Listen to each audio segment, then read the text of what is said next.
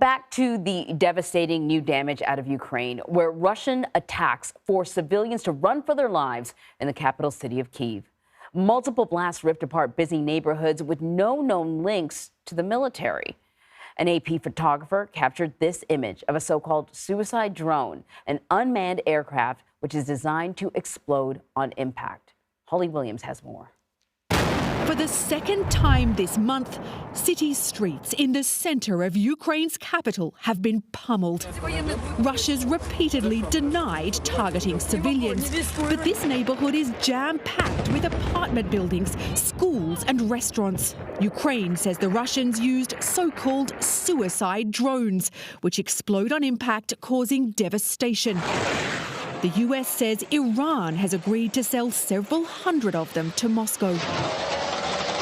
Today's attack comes after Russia claimed over the weekend that Ukraine shelled the city of Belgorod, just over the border, with civilians wounded. And in eastern Ukraine, where the front line extends for around 1,500 miles, there's been more deadly fighting.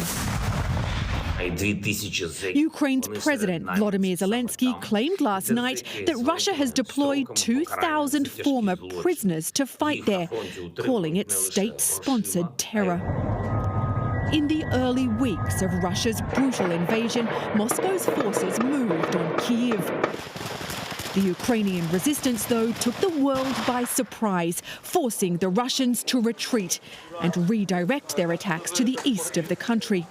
But after Ukraine blew up a bridge in territory occupied by Russia this month, vitally important for the Russian military, Moscow retaliated by again targeting the Ukrainian capital.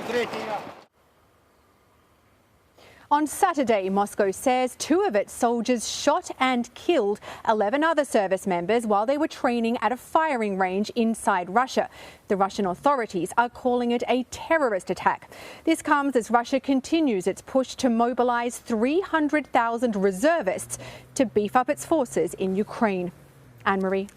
Holly, what more can you tell us about these kamikaze drones? And have we heard anything from President Zelensky about this additional new attack now on Kyiv?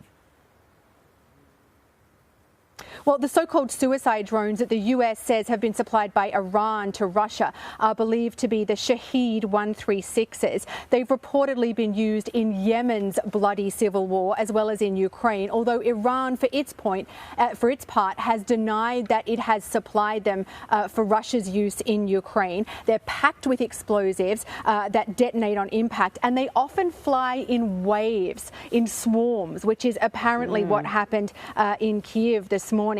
They're apparently very difficult to spot on radar and therefore very difficult to shoot down. They are also very cheap. They apparently cost around $20,000 each. This morning, President Zelensky's chief of staff said that their use by Russia is a sign of how desperate Russia has become. And listen, while we have you here, I got to ask you about billionaire Elon Musk. In his tweet the other day, he said initially that he could no longer fund Ukraine, essentially, with his SpaceX company has the Starlink internet service that has been allowing internet service throughout Ukraine throughout this war. And then he sort of tweeted a reversal. I'll keep funding the Ukrainian government for free, something along those lines. I was sort of stunned at how this private businessman, one of the wealthiest people in the world, I think the wealthiest, could have such an influence over the trajectory of this war. Can you talk about how important this service has been for Ukraine and how devastating it would be to lose it?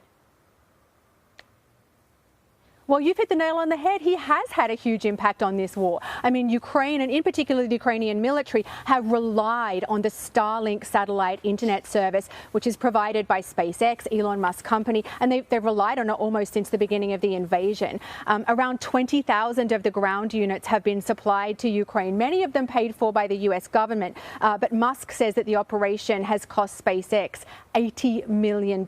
That's just so far. Last week, he tweeted that SpaceX could couldn't continue paying for it indefinitely. He said that would be unreasonable. And SpaceX reportedly asked the Pentagon last month to take over paying for the service, for the operation. Now, that followed a controversy earlier this month when Musk tweeted what looked like a kind of peace plan for Ukraine, which possibly would have included Ukraine ceding territory to Russia, those places that Russia has annexed illegally inside Ukraine.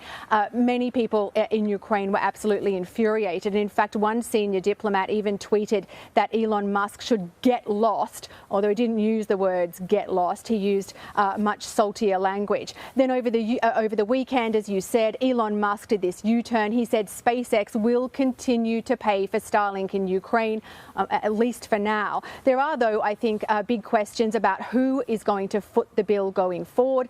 And I think this story is not over yet. I agree with you, Holly. Thank you very much.